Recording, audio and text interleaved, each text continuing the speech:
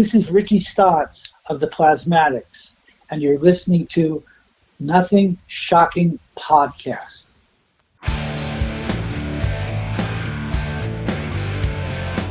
Want to know what's going on in the world of music? Then tune in to the Nothing Shocking Podcast, a non-genre based, all ages friendly rock and roll program. Join us weekly for interviews with all your favorite rock stars from the mainstream to the underground. You can find us at nothingshocking.libsyn.com or anywhere you download podcasts.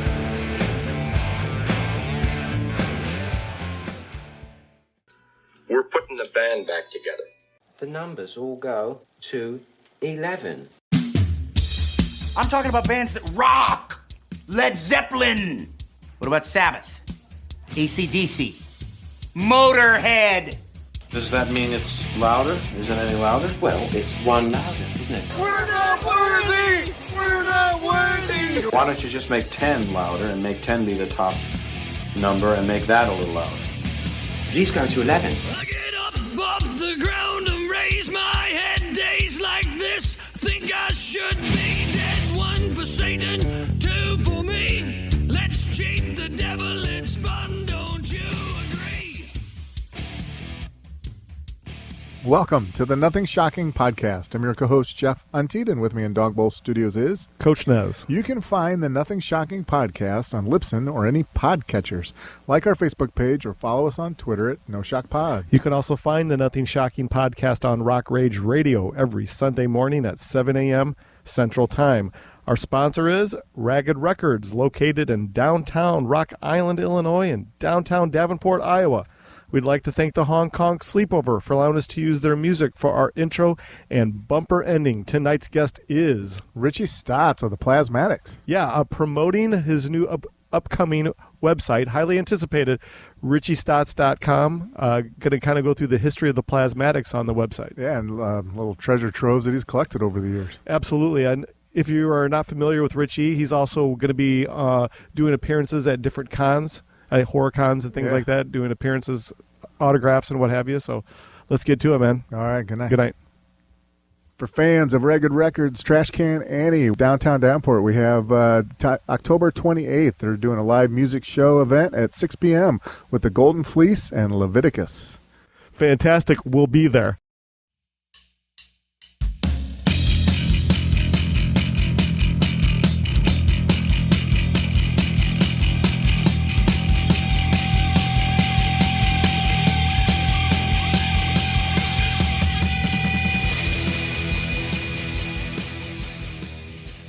Richie, welcome to the Nothing Shocking Podcast. I'd like to introduce you, my co-host, Jeff Untied. Richie, thanks for joining us tonight.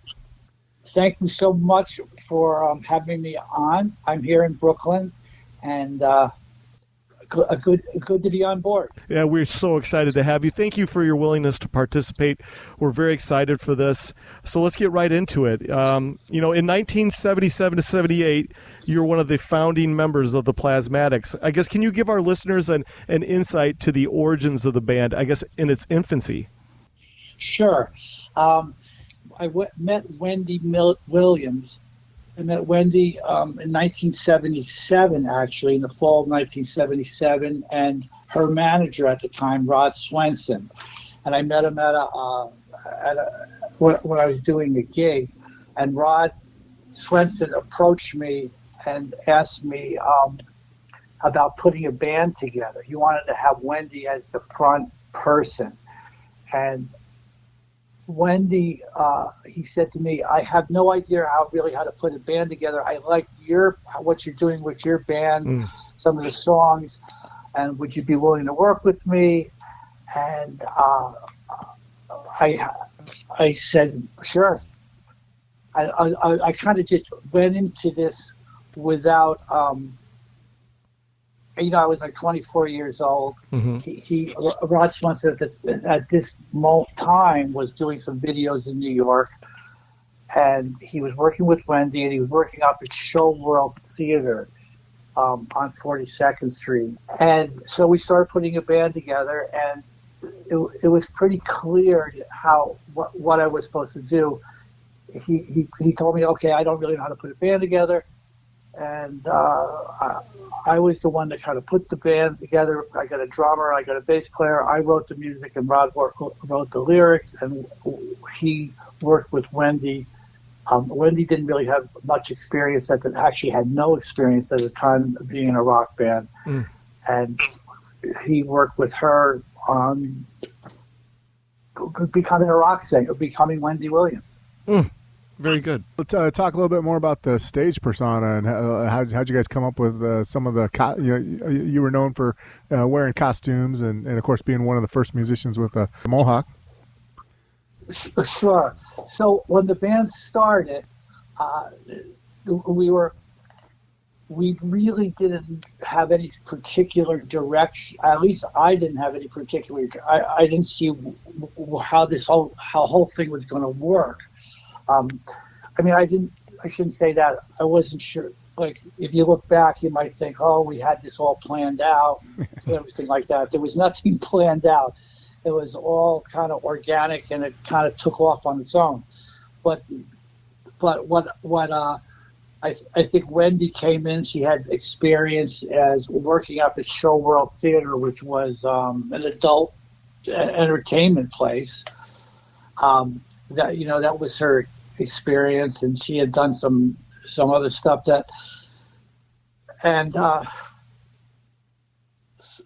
so the question is, how did it all come to theatrics and everything like that? So when I first started, I think it's better if I talk to myself, my experience. Yeah. I came to New York. I wanted to become I came down here to become a musician when I was like 21 years old, and I thought I'd become a blues guitar player, a jazz guitar player, and I quickly found out that was not really the way for me to go. And at that time, CBGBs and all that stuff, the CBGB scene was just starting. And I actually was going to CBGBs before they even had music there. So I got to see like Television and Patti Smith and the Ramones, and I was thinking like, well, gee, this is great. And then the punk thing in England took off, and I felt like, okay, now I have a sense of musical direction here, because jazz and blues and it was not going to be it, and playing Led Zeppelin wasn't going to be it either. But there was something raw and exciting about what the music scene was doing at that time, like the Ramones and the Sex Pistols. And I was like, well, I can play this. I can play this stuff, or at least try. So that was the band that I had going into working with Wendy and Rod. When he said, okay, I want you to put the plan was that I would initially write all the music, and Rod would add the lyrics, and that made sense to me. And he had a little bit of money to go into the studio and get started, do some recording. So for a 24-year-old kid, this was to me, it was a great opportunity. Mm-hmm.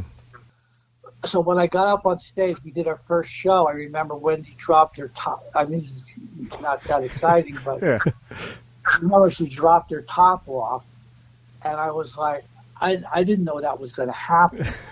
And I'll also add, at this time, I had my friend. Since I had to put the band together, my first person I added. I'm just going to backtrack here, fill in the whole backstory here. Sure. The first person that I wanted to add was a bass player, and I knew a guy around the corner who was like one of my at the time one of my best friends, and his name was Jose Frutahara, and we were just hanging out in his apartment, and I told him, I said, I got to get a bass player for the band, and he reached underneath his bed and he pulled out this like really cool Travis, if anybody knows anything about guitars, it's Travis Beam, B-E-A-M, bass. And it kind of looked like a Flying V-ish type of metal thing. It was like crazy looking. And Jose, at the time, he had his head shaved. And I mean, he looked like a rock star just talking to him, And so we brought Jose into the band.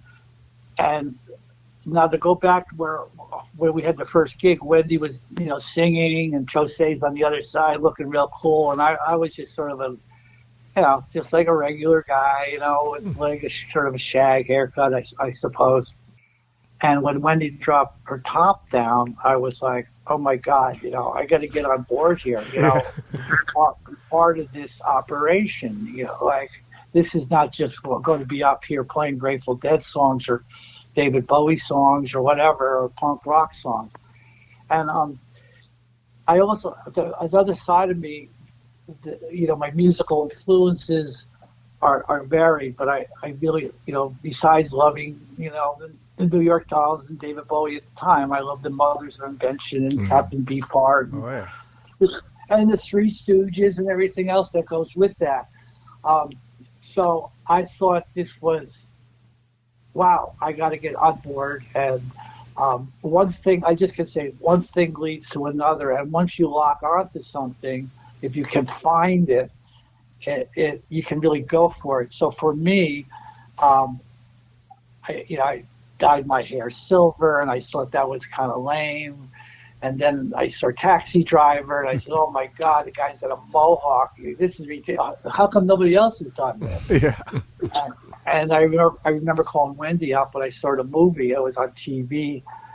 And I was like, I got to get this haircut, like somebody's got to do this in the band. If nobody else is going to do it, I'm going to do it. So, Wendy was very encouraging along with everybody else. So I got the mohawk haircut, which led to like, okay, at the time there was the Dolls and Bowie with that sort of androgynous look.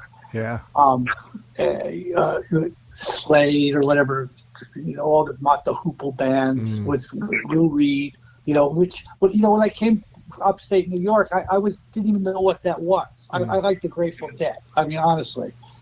And I came down here and just embraced all that crazy New York stuff. And instead of like doing like a trans, neuter, gender stuff that Bowie and the Dolls was, I was like, well, I'm just going to I think I'm just going to put the nurse's outfit on and just be be myself, which made you become, if you go up on stage and you have an outfit, whether you have a tuxedo or if you have look like Elvis, that's going to change your approach. Yeah. It's going to give you, it kind of gives you confidence. You become another person. You're an actor. That's how I kind of saw myself. It's just that my part was real. I mean, like when I got off the stage, I still had a mohawk haircut, So once you got into it, once I found that groove, and I think once the band found that groove, it kind of took off. It was just a matter of like, oh, well, I got a nurse's outfit, and then I'm going to have a French maid's outfit. Then I'm going to have a ballerina outfit with a tutu, and then I'm going to take the tutu and put it on the nurse's outfit. And I think the history of the band, we kept evolving. So we had an earlier punk period where for me, it was like wearing the nurse's outfit and everything. And then we kind of moved into more of a punk metal sort of vibe. And our what we were wearing was reflective. And that goes through, that goes with the stage antics, the cutting up the guitar. I mean, I've taught, oh, by the way, just tell me to shut up because I talk too much. But like for instance, it's a small little thing. So I used how things evolve. So when I was playing the guitar, I'd do some kind of sometimes crazy solos, and then one time I played it underneath my legs, the guitar, and everybody was like, "Oh, that was a good idea to play it underneath your leg." I said, "Really?" I was just kind of winging it, and so then I said, "Well, play it underneath between my legs has kind of been done." So I banged it on my head a couple of times during one show. And I did it again, and then one night it started bleeding, and there was blood all over my head. Everybody says, "Are you okay?" And then a friend came up to me. He says, "Rich, you can do this a lot smarter if you just get some stage blood, and put it on your head." So the real blood evolved into the stage blood, but once in a while when I did it, actually there was real blood with the stage blood, so it got confusing. And I think that's kind of like what partially the Plasmatics were. I mean, even though it was all thought out, there was danger. There really was explosions on the stage. A lot of it was first time we did it, and there was a certain chaos, crazy energy on the stage that we brought, and so it fed on itself. So that's sort of how it evolved. Well, yeah, I mean, and it's you kind of see it a little more commonplace now, but guys like yourself made it possible so that bands today can dress that way. And in the late '70s, early '80s, was it more controversial, or was it pretty accepted right away by the fans? No, it was really controversial. Yeah, I mean, nobody was walking around New York with a mohawk haircut at the time, and I got a lot of grief and a lot of trouble. And as a matter of fact, I would say the people in New York gave me the most trouble than I ever saw. Really? If I went out to Wyoming, it was like, oh, people thought it was like, oh, you're from New York. Oh, you're like an artist. Yeah, they all look like that. Yeah. Come down to the bar and look at this guy and buy him a beer. But in New York, actually, I just opened up a Facebook page, right? Yeah. And I was doing something for the last 20 years. I was involved in IT and computer programming for about 22 years. Nice. And so I'm kind of getting back on the scene here, well, as best I can. I opened up a Facebook page. So anyway, some guy writes into me and says, oh, I want to apologize to you. We were the kids that used to hound you in the East Village and throw beer bottles at you and stuff. And the reason we did that, I'm sorry, but we felt that, punk people shouldn't be wearing like tutus or something like that. And I told them, don't worry about it. But I do remember that, people being harassed. And that's just not me, but just the whole band. And, going back to the stage shows, like people go, oh, well, that's not real, you know what I mean? And I was like, it's real. What's not real? Yeah. So what does that mean? I think it was all pretty new then. And when we did it kind of a little bit on the fly, like if you go see like explosions now on stage, it's all like license and you got to get approval. We just went in and just did it, Absolutely. Speaking of the pyrotechnics of your live show, can you talk a little bit about did the band have to employ pyrotechnicians to do these things on stage for you guys, or were you trying to do it yourself? Well, we had two guys that did it. Our first guy, his name was Rob Vavona, and our second guy that did it was Pyro Pete Cappadocia, and he has a big company out in Las Vegas now doing pyro, Cool. And he's like the most successful person of all of us, and he's a great guy. The first guy, Rob Vavona, I lost track of, but when Rob joined the show, when he started doing pyro for us, we had some close mishaps. When we blew up the car and everything. Our first time we blew up the car was in the Palladium in New York. It was an old opera theater. It had very high ceilings. And how we used to blow up the car. The car was just driven right into the stage. I think we had I think it was a Cadillac or a Mustang or something like that. And what the pyro guys would do, kind of quarter the car up with like a torch and stuff, so it kind of came apart, and then put it back together, and there was and held together with metal chains, and then there was cannons put inside, little cannons they used for fireworks, so they would direct a charge in a certain direction. So when Wendy threw the dynamite into the car, you hit the button, then it would blow up and everything would explode, but the chains would hold the parts from not going too far.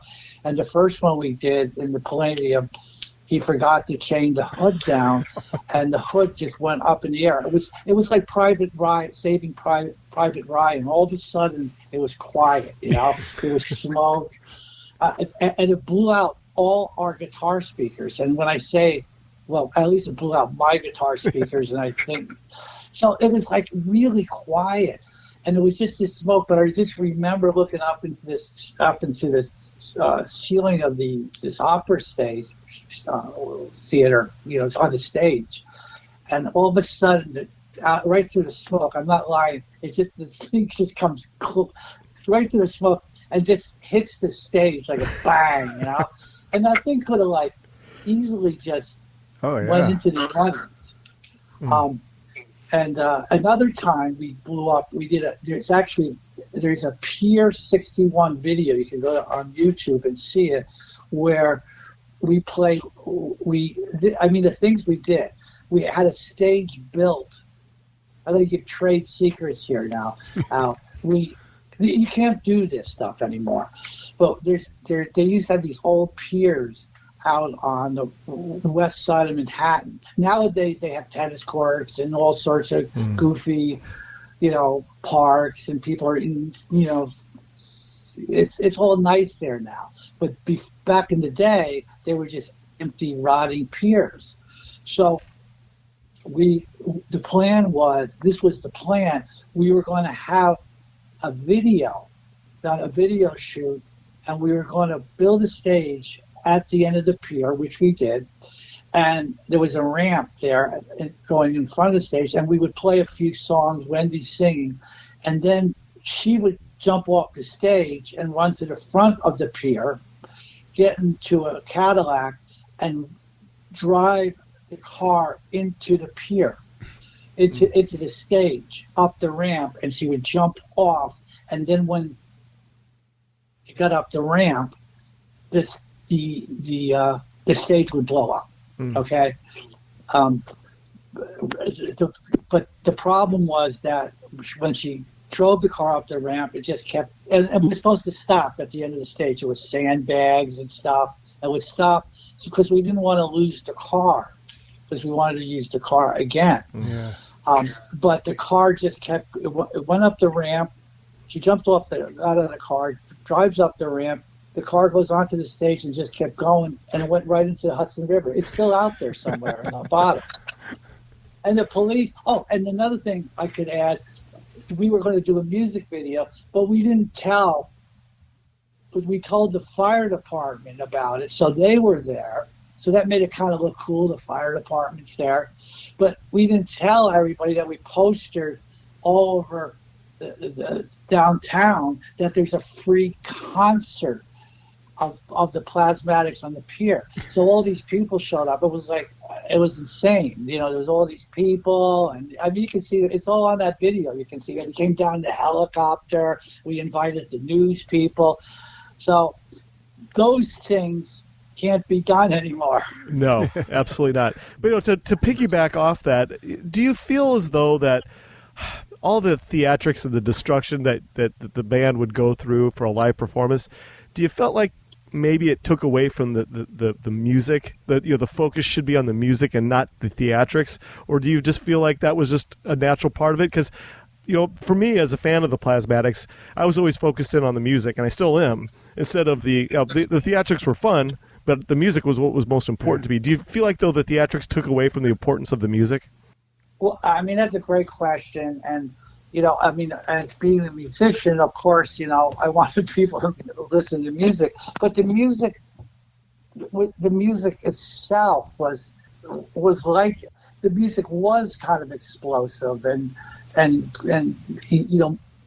chaotic and manic and fast and hard. And we took a lot of pride in the music. I think you can't separate the two.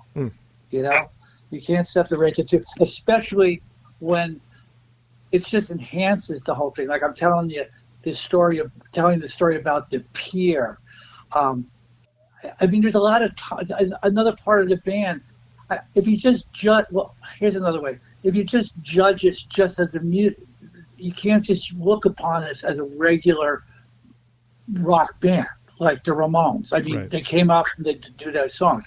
You have to kind of judge us in the professional, I hate this, I say this, in the professional wrestling circus, or like a theater. Like if you go to see, like if you see a great opera, and when they're bringing, there's this famous opera guy, like he does the opera staging. His name is Zeffirelli, and he did these massive things up at the Met where he brought elephants in and just horses and stuff. So it's just this epic thing. It's just not they're listening to music. You're listening to the visuals, the backdrops.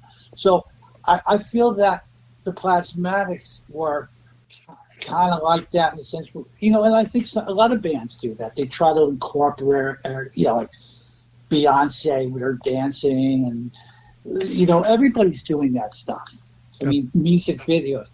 So I know that's a long answer, but hey, fair enough. Yeah, it's part of that, and there was a lot of good fun. That's another thing. The band had a sense of humor to it. So a lot of it was a little tongue-in-cheek, and like we're pushing buttons and stuff, but it was serious. Oh, fair enough. That's the next one. Yeah, in 1984, you left the Plasmatics and you kind of started a solo career with a band called King Flux. Can you talk a little bit about the formation of that band and some of the guys you hooked up with? Sure. Well, that's a little bit more of a straight path there. Well, after the Plasmatics, after the Coup d'Etat album, which I was on, Wendy went to do a solo album, and I was out on my own. And John Bouvard and I, the second bass player in the Plasmatics, John and I started talking, and he said, "Why don't we do some songs together?" So we created a demo, a 4-song demo, and that was the beginning of King Flux. And from there, John had some, I've kind of actually forgot, but he had another commitment to Little Steven, Bruce Springsteen's guitar player. He had a commitment to him to play, which was a great gig. He went on to play with Little Steven, and so I had the demo, and from that demo, I built a band around it. At first, I had two different singers, and then I brought in Billy Hilfiger, who I'd known from working up at Manny's Guitar Stores. And Billy just happened to be Tommy Hilfiger's brother, and Tommy was just beginning to become popular. This was around 1980, around 485. And then he had a brother, Andy and Billy. Andy played bass, Billy played guitar. Then I had Tony Petrie. He was on one of our tours, and he originally played in Twisted Sister. Yeah. So Tony came. I came back working with Tony, and eventually Tony left, and we brought in Marky Bell, and we had two different singers. John Bouvard was the original singer, and he was on the demo. So what I did was replace John with another singer, and his name was Dino, but he didn't really ever play live with us. From there, we brought in Anthony, who was the lead singer for most of the King Flux. But once we put the band together, we had a pretty good run as far as playing New York and the surrounding areas. And I think we did really well.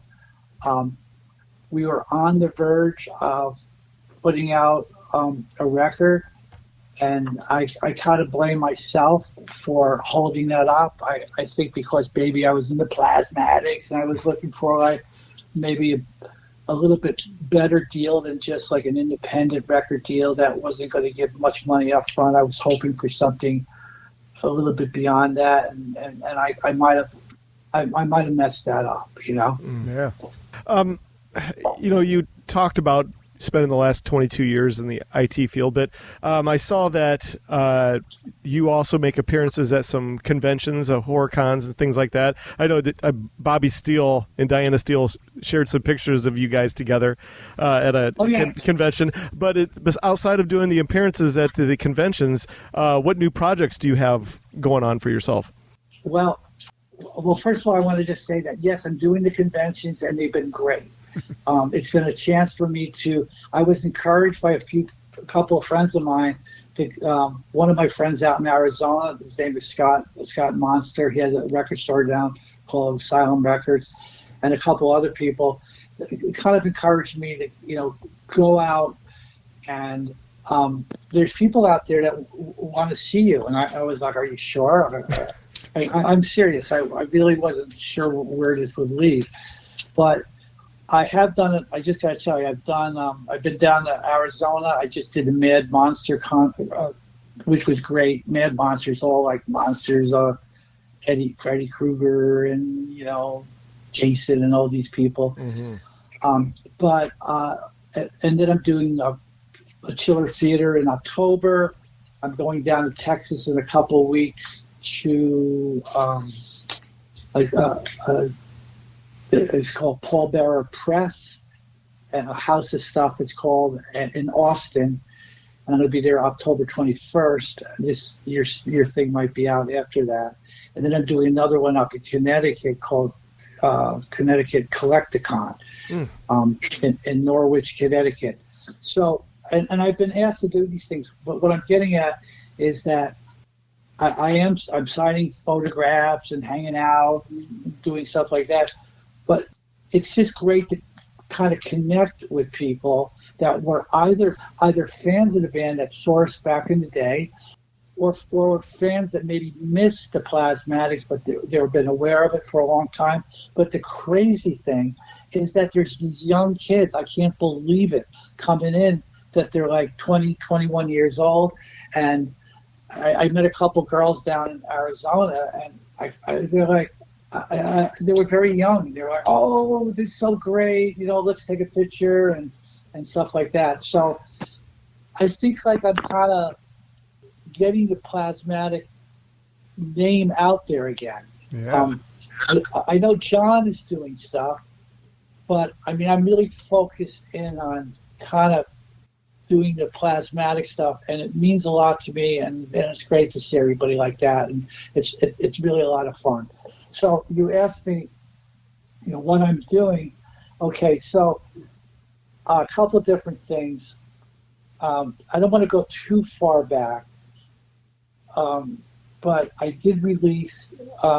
This is a while back, but I wrote a song with Joey Ramone that was released. It's called Rock and Roll is the Answer. That was released a while back, but that was done after Joey died. We had I wrote a song. They wanted to release it. It's something that we did sort of after his death. Yeah, well, we definitely did it after his death. There's a band down in Memphis called. It's a bit of a tongue twister. Josephine and the George Jonestown Massacre. Yes. And that's the name of the band. And let's call them the house band here on this record. It's an MC5 tribute record. And Lydia, he has different guests. They have different guests playing. And Wayne, the money is going to help people in jail that are musicians, good instruments and all that type of stuff. And I'm on it on one song. This guy named Jeff Smith from the Hickoids is singing on it. He's from Austin, so I had to give him a plug. And we do a MC5 song called Baby Won't You. Mm-hmm. And there's a bunch of other musicians, but some of the people are Lydia Lunch, Alice Cooper, Terry Curry, Kim Thale from Soundgarden, Phil Campbell from Motorhead, and Steve Stevens are on this record. Nice. So so I did that. I did that last year. It got released this year.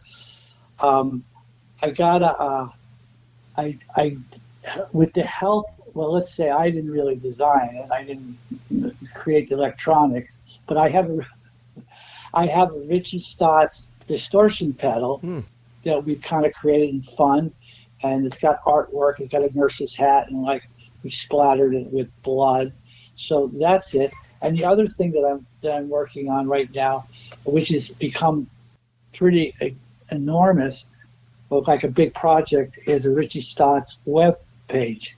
And the Richie Stotts webpage will have a shop, but it will be limited. There's going to be some pictures, and they'll have the Flux pedal. And I did do some songs a while back that might be available, maybe not on this. But the main thrust of the webpage is to kind of put together an archival or historical or stuff on the plasma, with me focusing on the Plasmatics. And I'm looking at it right now. It's not released. And it's going to have a discography. It's going to have posters, a lot of stuff that nobody's ever seen. There's going to be like galleries. I've got one section here where I've got each member of the band. I gave them a little page and pictures. I've got Jean Bouvard, Chaussee, West Beach, and Stu Deutsch, T.C. Tolliver. But there was a couple other guys in the band that were, a couple drummers that were in the band that maybe people might not know. Those with Tony Petcher, which I already mentioned. So it's going to have that. Then I'm going to have a little Richie's personal guitar gear and some memorabilia and all sort. Like for instance, I just found a really cool the tour schedule for one of our European tours, and it's great. So that's going to be up there. Now, that might not be for everybody, but I have found that a lot of these fans know more than I do. Yeah. So this is I'm trying to set the record straight on some of this stuff, but I know it's going to bring a lot of questions. But this is my main thing I'm working on right now. Well, that sounds exciting. Now, as far as music goes, of course I want to play some music and stuff. I mean, that's what I am. I underneath it all, I am a musician. I'm a guitar player, and I do love music, and I like to do some music. And like the thing I did with this MC5 thing, I thought it came out. I played the guitar solo on it. I played some guitars on this one track, and it's got a great vibe. It's like wow, this is really cool. And I hope to do some more stuff like that. I'll just say this too. I'm a little reluctant to just go out and play. Sometimes a lot of people are asking me, "Oh, come on out and play and stuff." And I don't want to be an old man and say I don't want to play, but I like to be prepared and work it out and know what I'm doing. I'm not like somebody that can, get up and. Like I saw Bob Weir, and I don't know if anyone knows who Bob Weir is from the Grateful Dead, yes. Willie Nelson. My friend invited me. I went to the show last couple of weeks ago. It was great.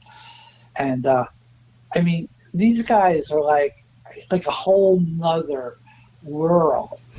And, I mean, they're great, great musicians. But, like if I go out and play, I want to I want to have it down, Absolutely. I don't want to go out and, I mean, like, I love Muddy Waters and Albert King, but I'm not going to get up and do some blues solos. I'm not really that great at it. I mean, I'm okay, but Fair enough. All right, so we have one last question for you because we're running out of our allotted time for the evening, but here it is. Okay. The question I ask everybody, the mystery of rock and roll. As we've seen the dawning of the internet and social media, we've seen that the mystery has faded away from rock and roll. There is no mystery of Kiss or Led Zeppelin or Alice Cooper or even the Plasmatics. For you, the artist and the fan, what do you prefer? This new age of accessibility that we have with social media? Because if we didn't have social media, we wouldn't be doing this with you tonight. Or do you prefer the old age of mystique and mystery of rock and roll? That's a good question. Well, first of all, the other night I was listening to what was I listening to?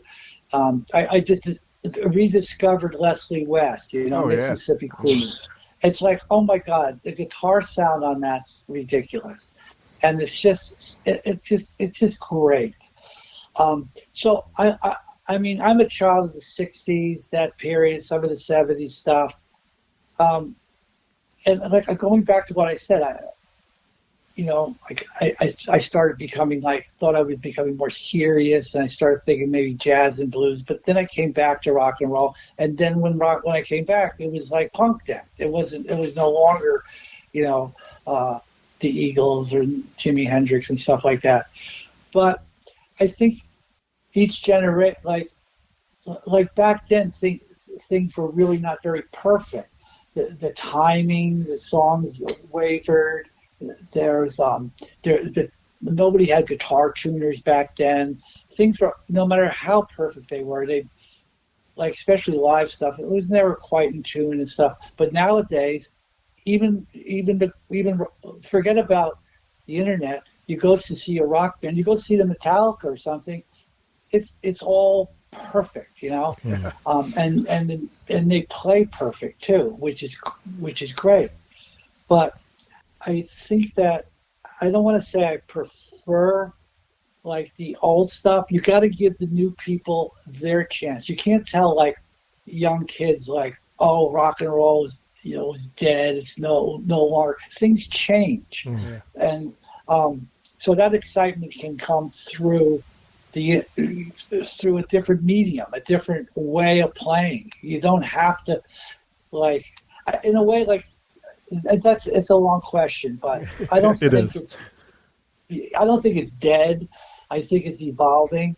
I mean, when the Beastie Boys came out, some of that stuff's great, and that's sort of like what you're saying. The internet. I mean, they're not playing guitars, and I don't know what they're doing, but it's great. And there's stuff now, and I don't want to be I don't want to be an old person saying that stinks, but I still love.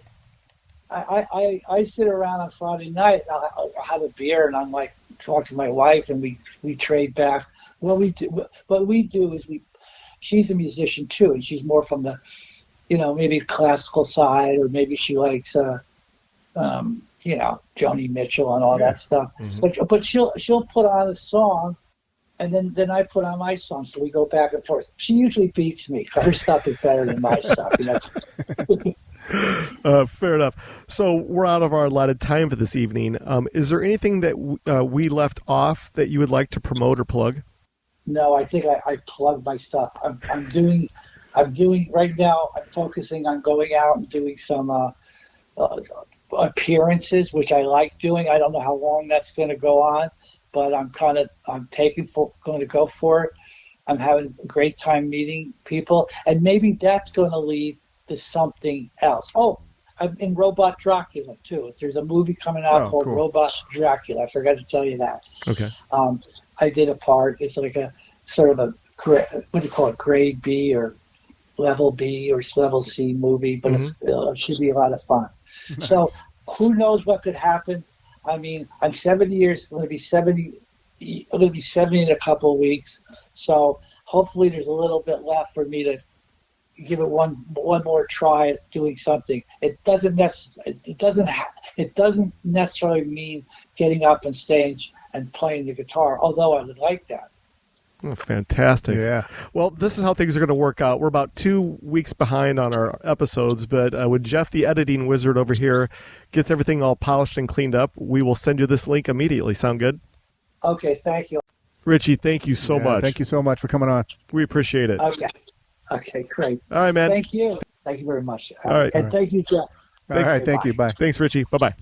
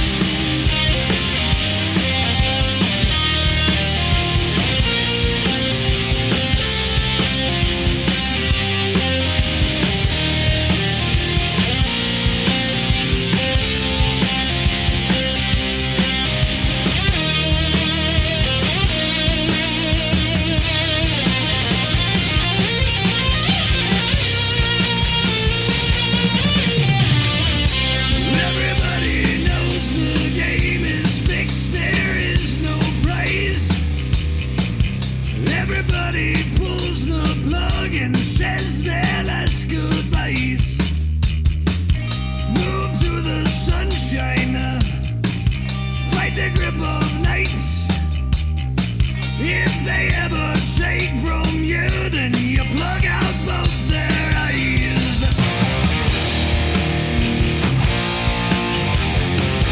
They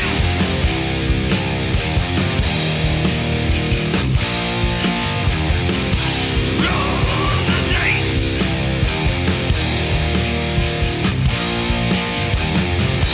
Take your chances.